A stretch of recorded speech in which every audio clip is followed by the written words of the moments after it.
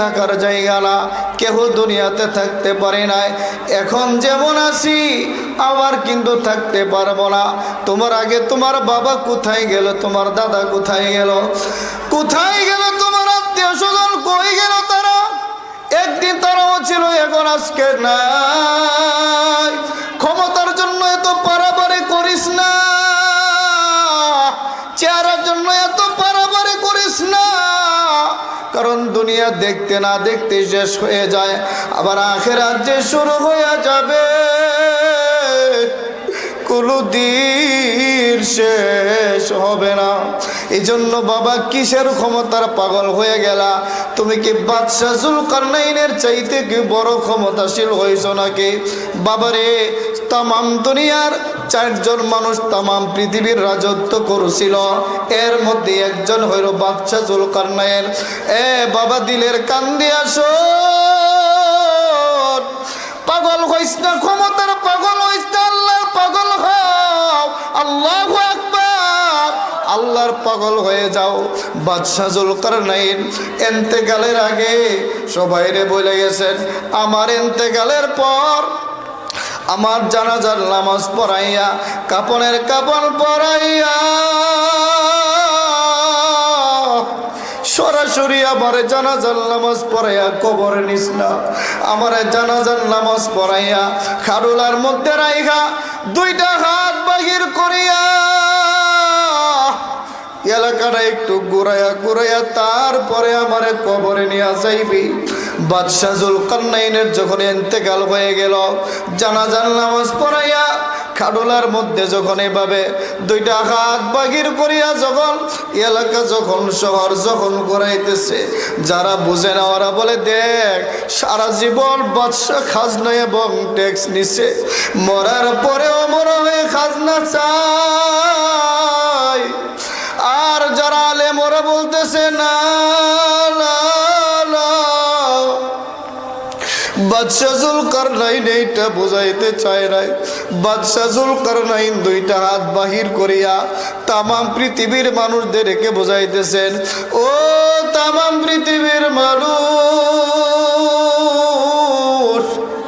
তোরা মরো, আমি জুলকারনাইনের চাইতে এত বড় বাদশা বনো আর কেহ হইতে পারবি না। কিন্তু আমি তখন কবরে রওনা দিলাম, একেবারে 2টা খালি হাত নিয়ে রওনা করলাম, আর কিছুই আমি সাথে নিতে পারলাম না। বাবারে, দুনিয়া থাকার জায়গা না, কেউ থাকতে পারবে না। এই জন্য আল্লাহ তাআলার কাছে হাত উঠাইয়া আখিরি মুনাজাতের ভিতরে বলবো, আল্লাহ এমন জীবন তুমি আমারে দাও, যেমন জীবন তুমি করো রে গঠন, মরিলে হাসিবে তুমি, কাঁদিবে ভুবন। বলেন আল্লাহ,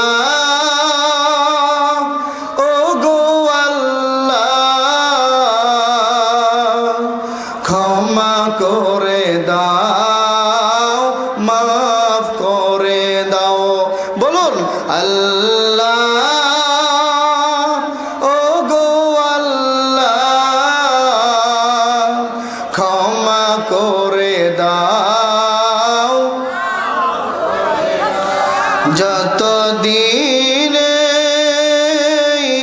জীবন বিনা বাজবে, সুপথে চালাও, মাফ করে দাও। আল্লাহ, ও গো আল্লাহ, ক্ষমা করে দাও। হঠাৎ করে, হঠাৎ করে শুনবি একদিন আমার মৃত্যুর খবর,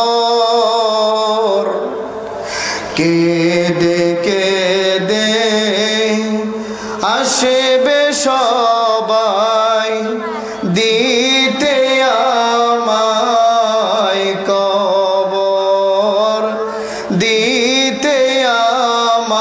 নাই কবর লাশটি আমার থাকবে পরে বাড়ির আঙ্গিনায় মুখের কাপড় উঠায় সবাই কাঁদবে রে হায় হায় এই কাঁদা তো পার হবে না এই কাঁদা তো পার হবে না ভয়ঙ্কর বলো ওই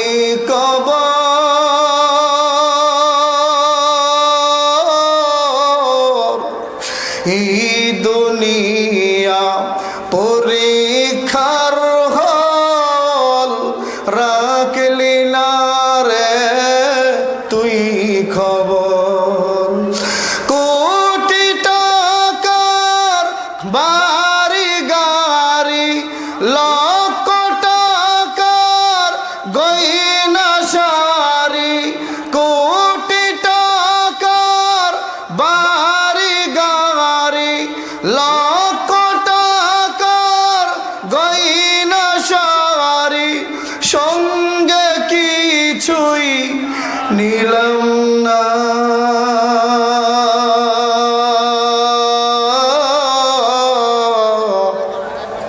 সাদা এক কান কাপড় লইয়া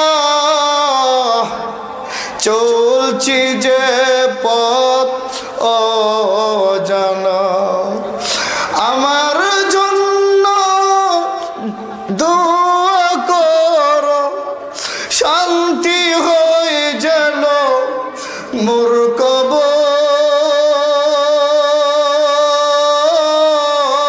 কবর এই দুনিয়া পরীক্ষার হল রাখলি না রে